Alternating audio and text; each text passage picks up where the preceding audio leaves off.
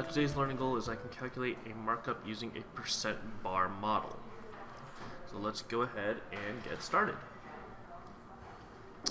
Markups are when a number or price is marked up, it is a greater percentage than the total, over 100%. And common examples of this are tax, tip, interest. Okay, I didn't write interest in here, but we can write interest. Okay, and we'll talk more about that later. But these kind of things mean that we're increasing the original amount. Okay, more than 100%. So here, for example, a golf club is priced $100 plus 5% sales tax, and we're asked to find the price after the sales tax. And so 0% means $0, 100% means $100, and that also means that each one of these is worth 10.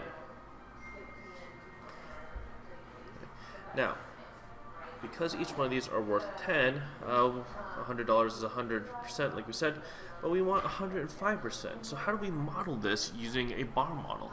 Well, that's going to require us to increase the bar model by one box, another 10%. And we're not going to use all of this box. Okay? We're going to use half of the box because we're only increasing it by 50%, or excuse me, 5%. So we're only going to use half of it, which we know is $5 right here.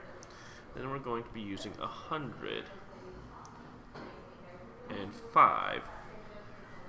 which means that our total is going to be 10 times 10.5, since we're using 10.5 boxes, which gets us $105. So the price after sales tax is $105. Here we have a dinner bill, and we want to leave a 20% tip. What's the total cost of the bill? Again, we're going to set up our bar model right here. Okay, and because 10% of 30 is 3, each one of these is worth 3. And we want to leave a 20% tip, which means we're going to have to increase the box to 120% overall. So this is going to be another 3. This is going to be another 3, and we're going to use all of those boxes, all 12 boxes, because we're using 120%. So we're going to use 12 times 3, which means we're going to pay a total of $36. Okay. A retail store purchases a couch for $400. You just moved in. You don't even have a real bedroom. You're a coucher. She sleeps on the couch. She's a coucher. I'm a coucher. She's a coucher. I sleep on a couch. Oh, she's a coucher. Look out. Look out. Who is it? It's the coucher. Oh, boy. Okay. Good night. So marks it up by 25% to sell. How much is the retailer asking for the couch? Again, that's going to be 0 and 400. And each one of these is going to be worth 40 then. We're going to need a few more boxes here. And we're marking it up for 25%. What markup means in this context is that they bought the store for $400 and they want to sell it for 25% more than what they bought it for. Okay, that's what markup means when we're talking about a retail store. Okay, that way they make a profit. And so we got 1, 2, and 3 to get us 130%, but we're not using 130%. We're going to use 125 because we're marking it up 25%, so 100 plus 25. And so that means that we got this going on right here. This is how much we're going to be selling it for. It's going to be 40 times 12.5. 40 times 12.5 gets us a total of $500. So they want to sell it for $500.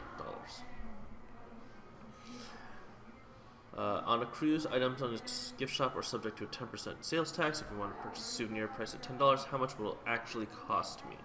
Go ahead and try this one out on your own. What you should have found is that each one of these boxes is worth 1, because 10 divided by 10 is 1. And we're going to use 11 boxes to get 110%, and that's $11 in total. Name brand products are 20% more than generic brands. If a generic brand of pain reliever is $5, what does the brand name cost? Go ahead and try this one out on your own. What you should have found is that we're going to be using 12 boxes to get to 120%. Oops, and shade those in. And that means that each box is worth 0.5 or 50 cents, and 12 times 50 cents is $6. My subtotal at Chick-fil-A came to $15. What was my final bill with a 5% tax included? Go ahead and try this one out on your own.